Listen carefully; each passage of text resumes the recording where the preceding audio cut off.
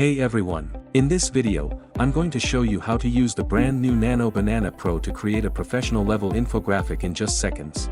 If you're looking for a fast AI design workflow to create clear and structured visuals, this is currently the optimal way. First, open Gemini and make sure to select the Thinking with 3 Pro model from the model list in order to invoke Nano Banana Pro to generate the image. Next, upload the reference image you've prepared, and enter your specific prompt. Nano Banana Pro is trained specifically for structured visuals and can instantly turn complex data into a clear and readable format.